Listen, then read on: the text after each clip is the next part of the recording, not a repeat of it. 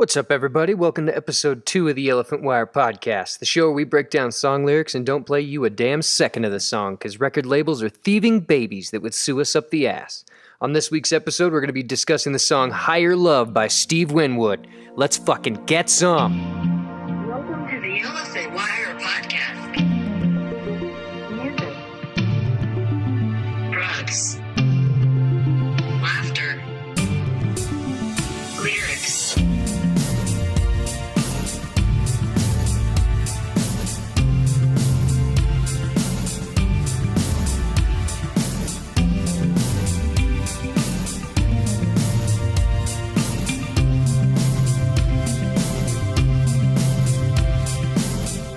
What's good, everybody? How's everybody feeling out there? Welcome to episode 2, our first actual lyric episode. No more of that meet and greet, no more beating around the bush. We're getting at it, and we're getting some. That's what's up, dude. I am incredibly stoked. If you can't tell, I'm also just going to apologize right off the bat before we even get into this episode. There's going to be probably 5 to 12 times, 5 to 17 times throughout this episode that I'm absolutely going to sound like a Steve Winwood fanboy. And there's a really good reason for that. I am a Steve Winwood fanboy. Just a little bit of background history information. When the suits came to me about this podcast in general, this was the first episode that we all sat down and talked about. And we talked about, what if someone started breaking down song lyrics, and Steve Winwood, Higher Love, was the first song that we discussed that we would do. So it was only fitting that our very first lyrics episode that we do is Steve Winwood, Higher Love. It just makes sense. And now we're here so many months later. I actually don't even know how many months later. Time just is sort of nebulous here in this COVID area. Area? Well, I guess every area is. It doesn't matter. Put on your mask, have a good time, support local music, and listen to this podcast, because today, talking about Higher Love, that's what's up, dude. Just a couple quick statements, even still, about Steve Winwood in general. In the 1980s, whatever pop music was doing, Steve Winwood is involved. There's like a 70% chance on that. The guy was one of the busiest people in music during the 80s. And then, just as I said, here's number 5, probably already, of me sounding like a goddamn fanboy. When my wife and I got married and we were trying to figure out what our first dance song was going to be, we had a couple options out there, but we ended up landing on Steve Winwood, Back in the High Life Again, which is the namesake of the album of the song we're talking about today. The Higher Love comes off the album Back in the High Life Again. That song was my wife and I's first dance song. And I feel like if we were to ask Steve Winwood himself if he had any notes before we go any further, I feel like about the only things he would have to say would be support local music and wear a fucking mask. I think that would probably be, I can't speak for the man, but I would only assume that that's where he would land. But let's get into it. Enough about anything else. Steve Winwood, born May 12th, 1948 in Handsworth, Birmingham, England. He's about, let's carry the 9. He's about 72 years old. And still active, still getting out there, still playing shows, still having a good time. Winwood is actually mainly an organist, keyboard player, is where he, when he plays live, he tends to stay there. However, times like when he's playing, say, the Telluride Bluegrass Festival, you are going to find him on mandolin. He plays mandolin a lot on even on the album that we're talking about today. He played mandolin on that one. He's also known for playing bass and a little bit of violin. The guy is an incredibly talented musician, and this started very early. When he was young, he was actually kicked out of multiple schools in his early years due to his love of rock and roll. He was not a scholastic young man. He was more into playing music and everything that came with that. And I thought what was really awesome whenever I was reading about this was the fact that his parents honestly supported him through that and never really made a giant deal over it. One example that came to mind whenever I was reading about this was the dad in School of Rock. He wants his son to be a classical guitarist, and then all the way at the end of the movie, whenever he finds out that his son might make a bunch of money, he's like, oh yeah, I would love to support my son's guitar playing ability. Like, fuck off, you suit.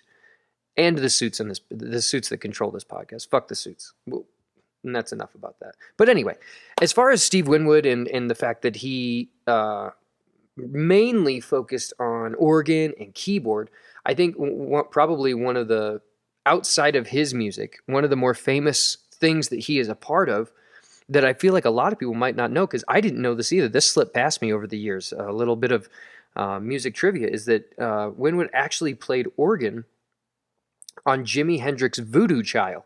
Now, this is not Voodoo Child's Slight Return that we know oh too well.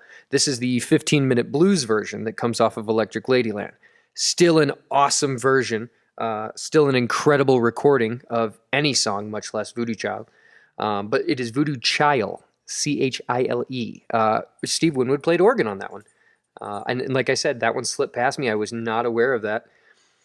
And it's not uncommon that Steve Winwood playing with a famous musician slips under the radar, because the guy played with B.B. King. He obviously played with Hendrix. He played with John Lee Hooker, Muddy Waters.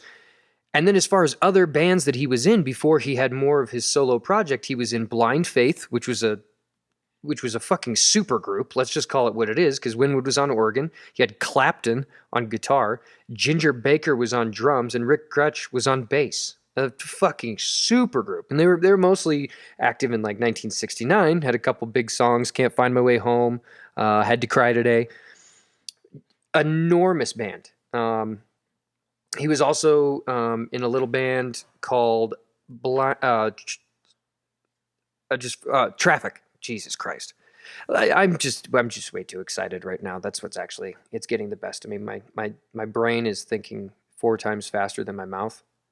I apologize. But as we go forward, he was also in a little band called Traffic, which a lot of people will probably know of, and if you don't, you should absolutely check them out. Traffic was insane. He was also in a group in a band called the Spencer Davis Group. He's, like I said, he was incredibly busy, and he's been a very active musician his entire career. He's been on BMI, or was BMI for the majority of his career. And especially back in the time period of whenever Winwood really started becoming the musician that he came to be, like in the late 60s, early 70s, BMI, anyone who was anybody was on BMI, and obviously Winwood landed there. As far as his career in general, he always wrote his own music. However, for a good majority of his songs, he actually relied on lyricists and songwriters. And he was very open about this. It's always funny whenever current musicians today, whenever there's like 3 or 4 months of Instagram videos back and forth between people hating and whatnot about ghostwriters and everything, until finally the guy who actually fucking wrote the song holds up the check like, yes, I wrote their song for them. And then the artist is like, everyone's attacking me. Well, or you could just be honest from the beginning and just be like, no, I'm a performing artist. I'm not a songwriter. Steve Winwood was absolutely a songwriter, but he didn't find himself all that much of a lyricist all too often. So a lot of times he would have people write his lyrics for him. And it, more often than not, I couldn't find anywhere that it wasn't, but yeah, just in case, more often than not, it was an incredibly conducive relationship because there was so much transparency there. Winwood was very open and honest about the fact that he loved bringing in lyricists to write the lyrics to his songs because he always brought in such talented people. Why wouldn't he, want someone that talented to help with his natural and organic process of going about songwriting that we'll get into a little bit more. The album itself, Back in the High Life Again, that we're talking about, that our song today comes off of, was released on June 30th, 1986, and it was Steve Winwood's 4th studio album. Now, I'll absolutely say that for us to try to figure out how many studio albums that Steve Winwood was on in general, much less live albums or anything else in there, because as long as he was a studio musician, how many other musicians he played with during his career, how many bands he was in himself, how many sit-ins, how many factors actually come into play if we were to try to figure out how many albums he was actually a part of. So today we're just going to say this was Steve Winwood's fourth solo studio album. That'll basically cover all of our bases at the moment. But whenever he was writing, when he was writing Higher Love, he brought in a man by the name of Will Jennings, who was a professor of English, and Jennings and Winwood had actually worked together once before on the song "While You See a Chance," which was one of Steve Winwood's singles from 1981. So they'd worked together previously. Jennings is an American songwriter, I'm sure you all. He's from Texas, so that one pretty much answers itself right there. But he's actually an incredibly accomplished songwriter. He is well known, obviously, for writing the lyrics to this song today, "Higher Love." He wrote the lyrics to the song "Tears in Heaven" by Eric Clapton. But it would be my most humble opinion to say probably his most famous song that he wrote during his career is "My Heart Will Go On," performed by Celine Dion in the movie fucking Titanic. I mean, for Jesus Christ, how much more successful can a song be? Will Jennings is absolutely in the Songwriters Hall of Fame. He's won several awards, just to name a couple real quick: 3 Grammys, 2 Golden Globes, 2 Academy Awards, slew of other things going on. The guy is an incredibly accomplished. And whenever he was asked about this song specifically, "Higher Love," he said, "My earliest memories are of the music in church and my aunts and uncles singing the beautiful old hymns. Higher love is a generation past that when things were not so much taken for granted, so that one has to plea, bring me a higher love. And the lines are all trying to explain why there must be higher love." And now the way that he ends this quote, this very last line, we're actually going to reference quite a bit whenever we get into the actual lyric breakdown. He says, "A modern hymn, you might call it." And that's exactly how, like, once I heard his quote on this, "a modern hymn," I was like, that's what it is. That's exactly what this song is. Whenever Steve Winwood was asked about teaming up with Will Jennings, and this was just in general, this wasn't about this song or even this album, this was just in general of working with Jennings, he said, "We've got absolutely no rules when we work together. Sometimes we start with the lyrics, sometimes with the melody. Sometimes we start with the chorus and add the verse. And sometimes I write some of the lyrics myself. There are no formulas. Things just happen naturally." And that's what I was referencing a little bit ago, is that Winwood was always very transparent and open whenever lyricists wrote the lyrics to his songs, and because it allowed things to be that natural. It wasn't just a songwriter jotting down some lyrics, mailing them to Winwood, and he just took them and claimed them as his own. There was unification in this. There was a teamwork aspect, and they allowed things to happen naturally and organically. Thus, we end up with the byproduct that we have of the music that we have something that feels real. We have something that doesn't feel like some cash cow outpush that is just supposed to be on the radio. This was literally Steve Winwood and Will Jennings sitting down and being like, let's write a fucking dope song. Now, this album, Back in the High Life Again, ended up being Steve Winwood's biggest success to date, up to that point in his career. It was certified gold in the UK and triple platinum in the United States. Absolutely awesome. It hit top 20 in most Western countries, and it collected 3 Grammy Awards, which, outstanding, once again. Had 5 hit singles. And the first single that came off of that album was the song we're talking about today, "Higher Love," which is actually the first track on the album. And it, in my opinion, it absolutely sets the tone for where the album goes from there. It's one of my favorite albums front to back. I own it on LP. I'm actually on my second copy because I burned through the first one. Might have been a needle thing, might have been whatever it was. It was skipping. Got tired of it, bought a new one. But "Higher Love," our song that we're speaking about today, was Steve Winwood's first Billboard Hot 100 #1 song. It was the first time he hit the top of the charts, and it was there for an entire week. And one thing I think is awesome is the song that it bumped off #1 was Madonna's "Papa Don't Preach." So that in and of itself should be its own accolade, that you bumped Madonna off the top of the charts. Now, I will absolutely say, though, because when that week was up, it was actually bumped off the charts by the song "Venus" by Bananarama, which, don't get me wrong, I've cut a couple rugs in my day to that song. I think it's a great jam. I'll get down to it when I'm done doing this podcast. I'll go turn it on in the car when I go get a hamburger or something.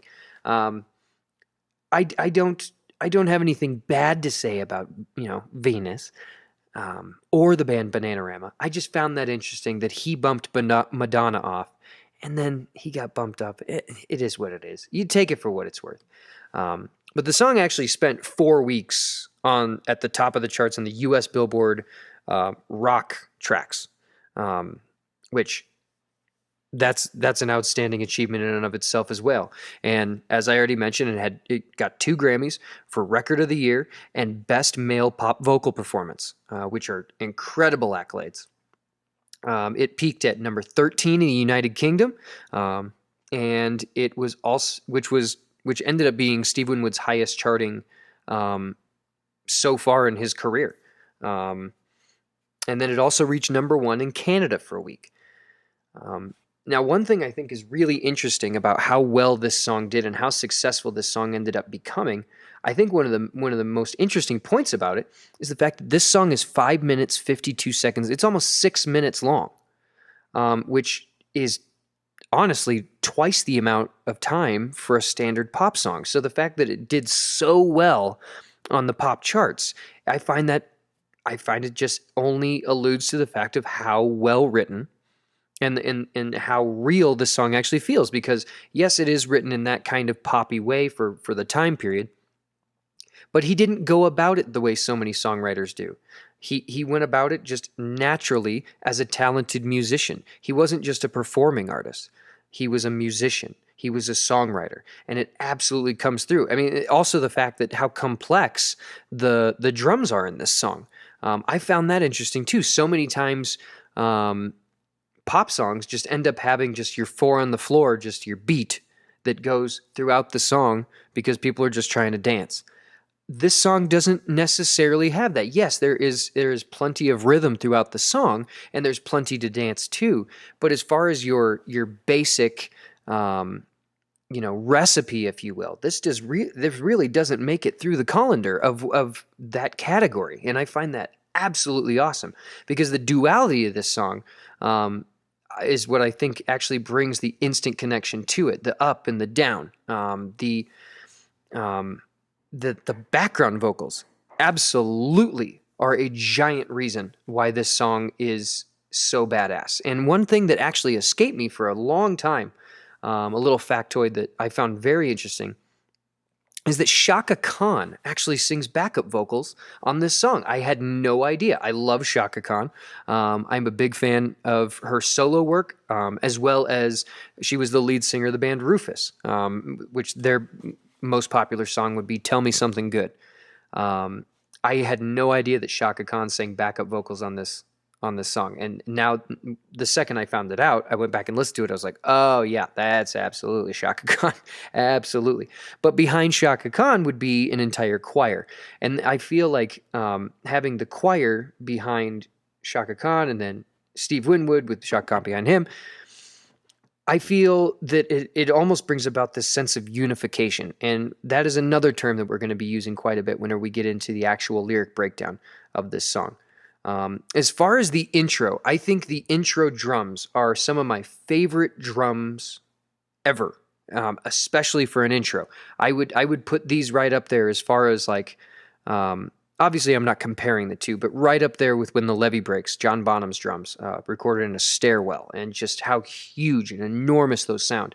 I would say that the drum intro on Higher Love is also right up there as far as I'm concerned with just how creative it is. And the drum solo itself was recorded by studio drummer, a guy by the name of JR, was his nickname.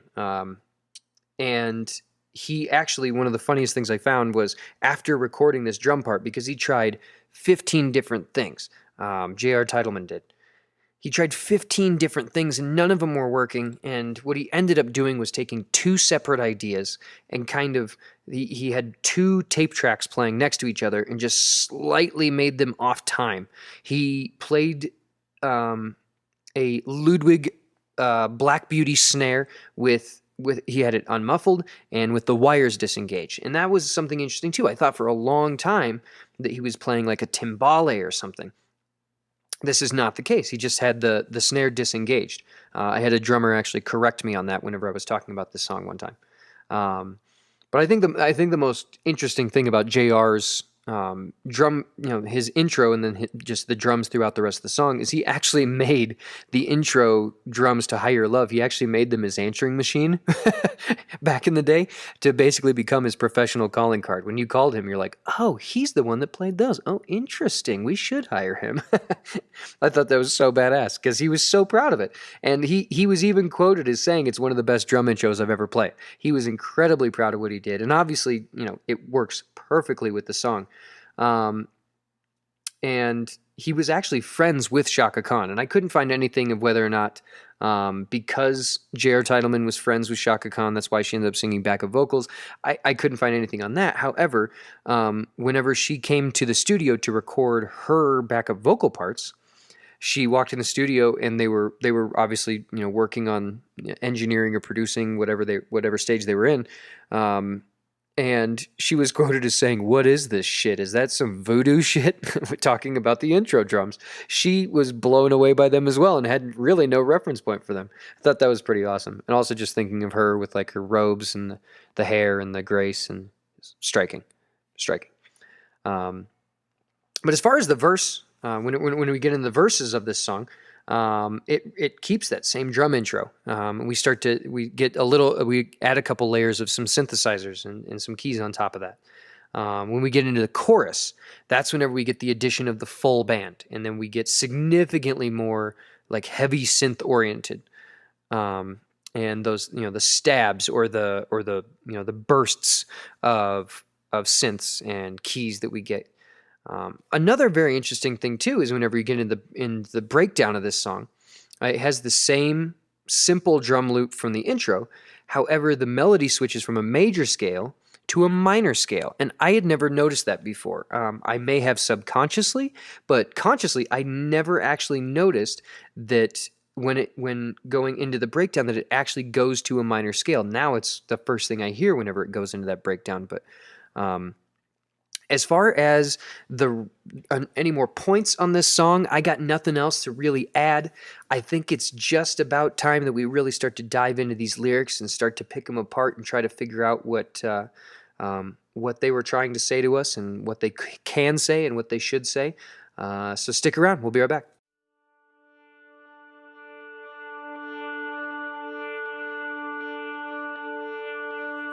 Think about it. There must be higher love.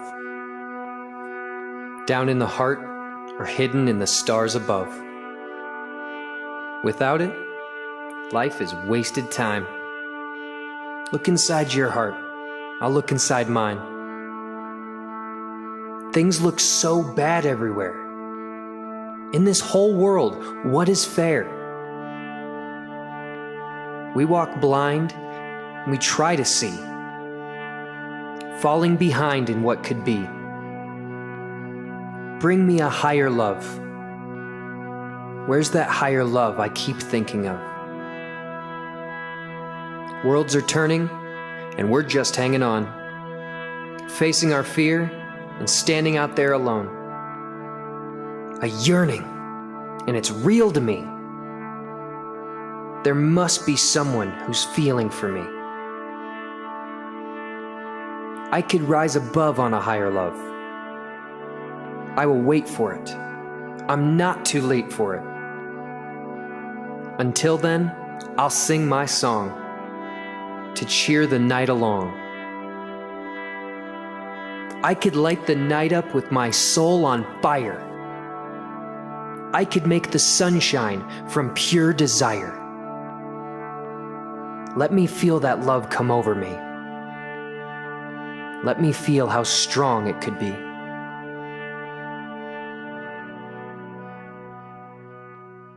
Well, I don't know about you, but I'm a little turned on right now. I'm just gonna throw that out there. Once again, I'm a fanboy. I love Steve Winwood. I love this song. This is one of my favorite songs of all time. And it's awesome to finally, as long as this podcast has been in the works, it's awesome to finally be at this juncture where we've had the reading of the lyrics. And it's also funny, too, to think of the reading of the lyrics and to think of this song as a modern hymn. We honestly should have started this the way they would have in church, like, today's reading of the word will be Higher Love by Steve Winwood. And then everyone says amen. And then we read the lyrics, and then it gets to the end. This has been the reading of the words of Steve Winwood. Amen. It just makes sense to go about it that way. It's a modern hymn. You know, this is basically gospel to us today. But it's so awesome to finally be at this juncture in the podcast. And I just wanted to say really quick, I'm so grateful, and I'm so thankful for everyone who's already tuned in on episode 1 and is tuning in now. This is incredible. Let's dive right into this, and let's start picking these lyrics apart. Line 1. Think about it. There must be higher love.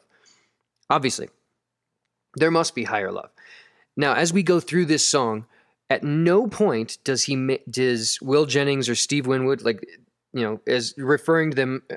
Honestly, as this goes forward, I'll probably refer more to Steve Winwood, just because it is his song. However, let's not forget Will Jennings being the writer of these lyrics. We want credit where credit is due.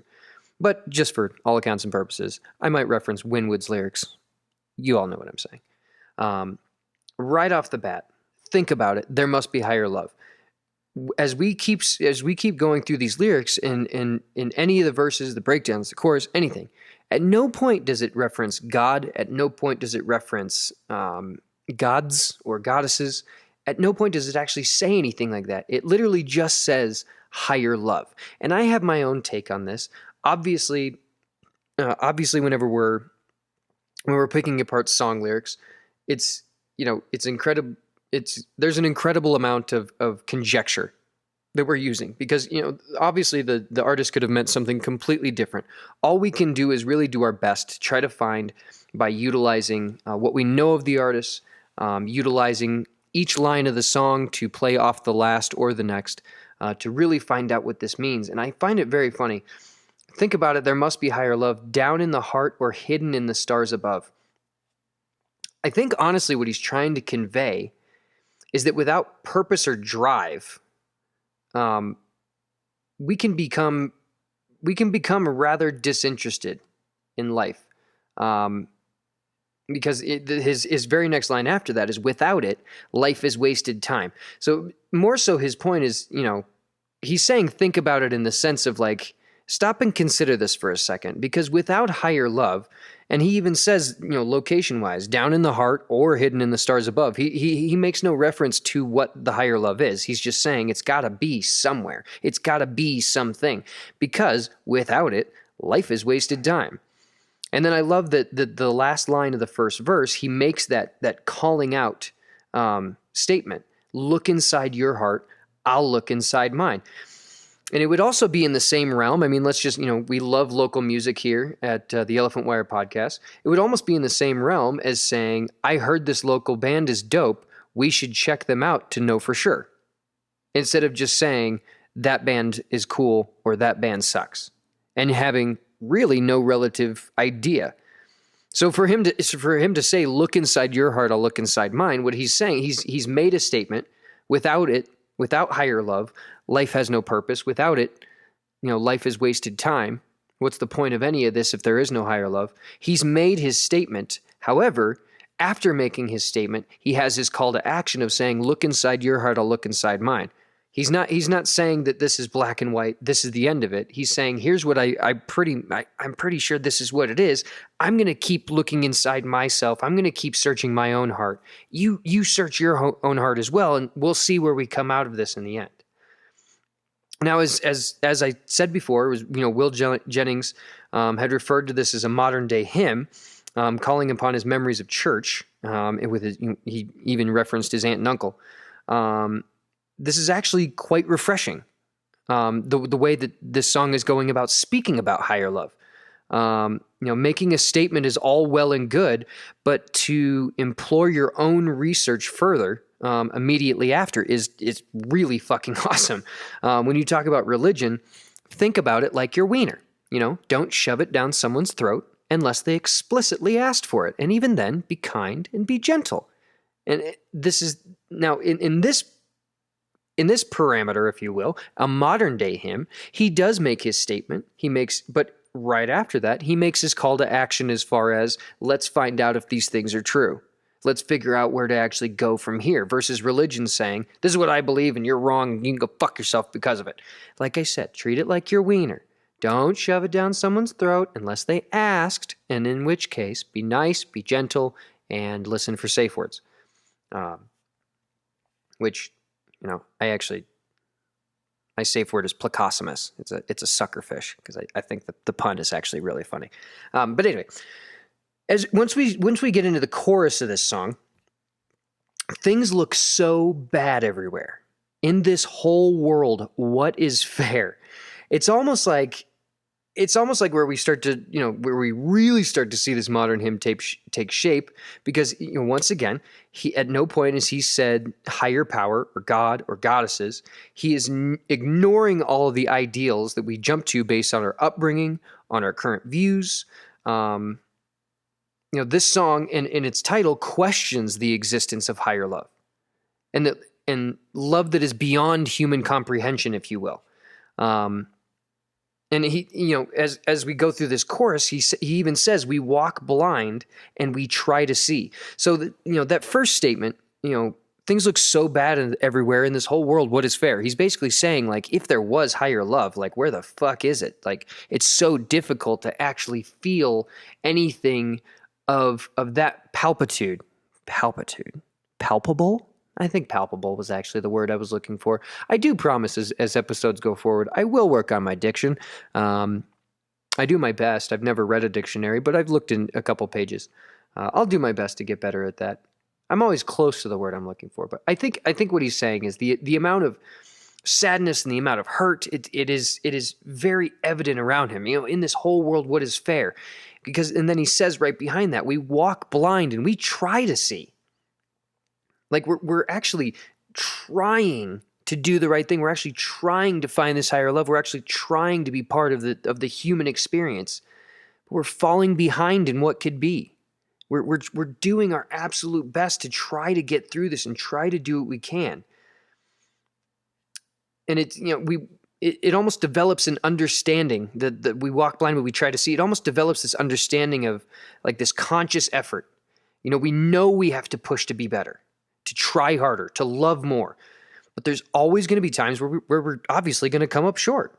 And that's just the fact, that's just the human experience in general. But for some reason, as this song implies, it must be higher power or higher love or higher calling that actually pushes us to do so.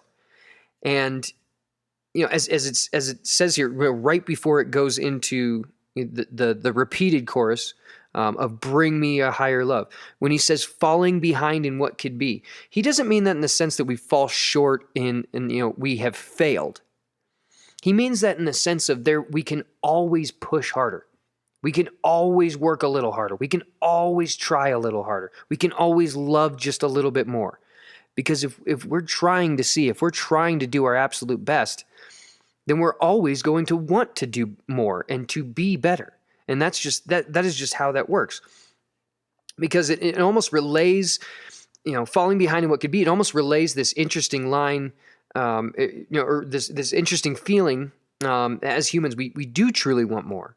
And we want to see the people around us succeed, like unified humanity, like on any level. Why would we ever wish poverty or famine or war on our fellow man? Like, why would we ever wish those things? Like the unified human experience, this unification of all humans on this planet. Why would we ever want to see someone fail? Why would we ever want to see someone degraded? Why would we ever want to see someone who doesn't have what we have? We always strive. We always push to, and as we're getting to this point, I'm going to more so divulge kind of my thought process for this higher love, in my opinion, would be this human experience, this unification of the human race, of falling behind in what could be. Because if we look around us in this whole world, what is fair, it's my opinion that falling behind in what could be is that we all succeed, that we don't have this unfairness. With an ideal of higher love being the unification of the human race, we would not see these things because everyone would have each other's backs. Everyone would be there for each other. Now, as we start diving into verse 2, worlds are turning and we're just hanging on. And I, when you just read it for what it is, it almost sounds kind of like one of those cheesy lyrics, like "Worlds are turning, hang on, babe." It kind of, just reading it as a standalone lyric, it doesn't really, jump out at you as like having a bunch of weight behind it, if you will. But then it starts to show us actually why he makes that statement, because the very next statement after that is facing our fear and standing out there alone. And it almost made me think of this, picture yourself, you're in a field, and the world is turning and you're just hanging on. It almost gave me this picture of standing in an open field, looking up at the night sky, and you're realizing the scape of all that's around you, and you're realizing how minuscule your actual space that you take up on this globe actually is. And once you start to realize that, it's almost as if your own mind caves in on you when you really start to appreciate, or when you really start to take in the grand scope of all the universe is. And then it actually ends up, reverting back and adding weight to that statement of worlds are turning and we're just hanging on. We are a piece of this human experience. And to say facing our fear and standing out there alone, I mean, that's exactly, it starts to show us that reality of the human existence, standing out there alone. It's a very real feeling. Again, I don't believe he's talking about depression. I really don't even feel like he's talking about actual loneliness. I truly do believe that they're talking about being immersed in the landscape of all that's around you. And that sweeping feeling of loneliness, maybe not necessarily a loneliness of a day to day, but more so that sweeping feeling of loneliness and absorbing the gravity, like I said, of how big the human experience and life around us actually is. It almost brings goosebumps to really put yourself in that headspace now, and kind of imbibe in the moment of what that truly feels like. Because whenever you put yourself in that moment, when you allow yourself to feel like a part of the landscape around you, a lot of things don't seem as important anymore. A lot of things will fall by the wayside. And he even goes into his next line, a yearning, and it's real to me. There must be someone who's feeling for me. So this might be the only point in the song where we could, once again, by the use of conjecture, we could say, oh, here they're actually referencing God. There must be someone who's feeling for me. Again, like I said, I mean, to take in this grand scope of the human experience, this higher love, this power around us, that if we allow it to be the most important thing to us, obviously, when you have that feeling of loneliness, there must be someone out there who's feeling for me. Think of it on the reverse side of that. If you have allowed the human experience and life in this human life to be a loving and a giving atmosphere of not wanting to see the failures around you, wanting to see the success of the people around you, think about being on the reverse side of that you are the person that is feeling for someone that needs that is standing there yearning, saying it's real to me, there must be someone out there feeling for me. Consider yourself that person that is feeling for that other person. I mean, this is one of the highest callings of this human life, is to, one, leave it better than we found it, and two, give of yourself to someone who could never repay you. These are two of the highest callings of the human experience. And as we get into, as we, this thought process of, once again, looking up at the stars, realizing your singular human insignificance, and yearning for that higher love, that, retaining that thought process, because as we go into this breakdown, the song states that without higher love, what we are capable of. And this is where the whole idea of the song really starts to come together. because as the breakdown starts, I could rise above on a higher love. I will wait for it. I'm not too late for it. Until then, I'll sing my song to cheer the night along. Is how the breakdown, going into that breakdown, there's this little vocal part here. And it's almost, as we come out of that, there must be someone who's feeling for me. To then hear this, I could rise above on a higher love. He's almost picking himself up off of the ground, realizing that, like, all right, I'll wait for it. I'm not too late for it. There is no timeline on the reception of love or giving love. Love is. Love exists. Love is all things. It's the end all be all. And so saying I'll wait for it, it's almost, they almost counteract each other by saying I'm not too late for it. It just, there is nothing to wait for. It's already here. And it's never going away. And he even says, until then I'll sing my song. And it's more so the way that this is written, it almost makes me think that, like, he's not waiting on it to show up. He's more so saying he's waiting for his own self, his own human embodiment to allow himself to be a part of this higher love. And until then, he'll sing his song to cheer the night along. And it clearly, to cheer the night along, it's what will end up allowing himself. It's what's actually going to bring him the confidence. It's what's going to bring him the comfort that he's been yearning for, as he said in the last verse. And as we keep going, when he says, I could light the night up with my soul on fire. I could make the sunshine from pure desire. Let me feel that love come over me. Let me feel how strong it could be. These words honestly show the magnitude of what we are truly capable of when we allow ourselves to drop our selfishness or our self-absorbed needs and let this unified human existence truly drive our souls to greatness.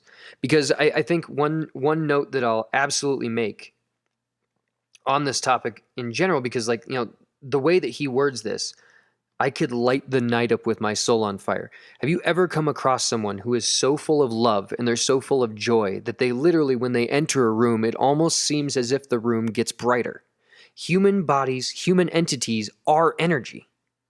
And whenever what we're bringing to the table is love, what we're bringing to the table is selflessness, whenever we allow ourselves to put our own wants and needs aside, we're actually able to, as he said, we're able to light the night with our soul on fire, make the sunshine from pure desire. And those last two lines, let me feel that love come over me. He's just welcoming it. Bring it. I want to feel that love come over me. Let me feel how strong it can be. Because a lot of times, there are a lot of people who, in their upbringing or their childhood or through circumstances in general, have never actually learned to love. So many people are fortunate enough to learn from their parents, or learn from a guardian, or learn from a friend or a girlfriend or a boyfriend or a partner of any kind. When you learn how to love and you learn how to accept love, it is a beautiful moment. There are a lot of people who did not have that luxury, that are having to figure this out on their own. And even more so than ever, whenever you come across someone who has a difficulty receiving love, who has difficulty giving love, because they are not familiar with the topic, and it is no fault of their own. The only way to learn this is through the nurture process. Love is not a nature. Now, the unified human experience, to some degree, is the nature process, but even then, it's not entirely. There is a fair amount of nurture in that, of looking out for your brother and sister, of looking out for your fellow man, for looking out for your community, for looking out for your family. These are things that not everyone has the luxury of learning at an earlier age, or even remembering in their adulthood. And there's even more so, these last two lines, let me feel how strong it could be. Love is never as strong as what I said before, of whenever you give of yourself to someone who could never repay you. This is one of the strongest feelings of love that you will ever experience. And as far as kind of, as we've come to the end of this song, basically my final thoughts and notes on the lyrics of this song in general, I think in practice, based just on what the premise of this podcast is about, and it's geared toward and caters to, is musicians and local musicians and people that find themselves drawn to music in general. To see the success of another and to inwardly separate yourself from your own possibilities, your own capabilities. When you let a unifying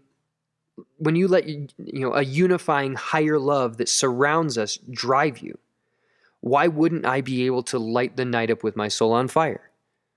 Or make the sunshine from pure desire. I mean, basically what I'm saying is, as musicians in a local scene, you're doing a smaller tour with a couple other bands, and you're seeing the success in your peers, separating yourself from that inward take on the success of your peers, and allowing yourself to really imbibe in the success of your peers, to allow higher love to dominate how you go about your relationship with other people. And I use the example of musicians because I would only assume at this juncture that the majority of the fan base that we have and will be musicians.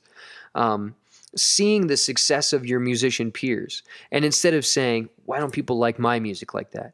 Why don't I get the shows like that? Why don't I get booked for shows like that? Allowing yourself to really imbibe in the success of your peers is only going to allow yourself and your inward possibilities to grow. Because when you give love, you get love. And this is such a powerful song. This is such powerful words. It's a beautiful example by an incredibly talented musician. And it's also just such a good jam. It's just such a good song. It's a great song to dance to. It's a great road trip song. It's been on basically every road trip playlist that I've ever put together. But as I said, I am a complete fanboy of Steve Winwood. I am guilty of it, and I'm proud of it, and I have no problem saying so. But this has been a fun one to kind of decipher these lyrics and pick them apart and see what we can find.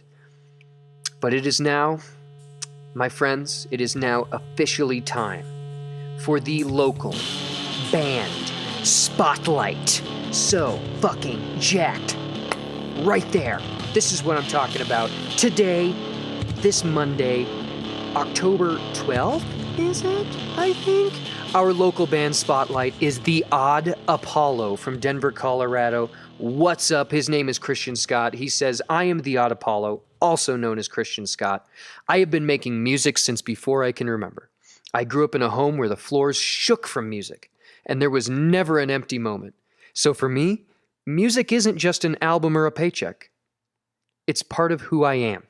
My music, to me, is a collection of memories and emotions compiled into 3 minutes for someone else to experience.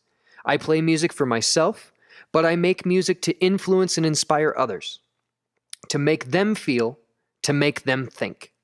As far as where I'm going, I don't fucking know. As Hunter S. Thompson once said, buy the ticket, take the ride. That's what's up, dude. Christian, thank you so much for being our local band of the week. The Odd Apollo is the name of his music project. Check him out on YouTube.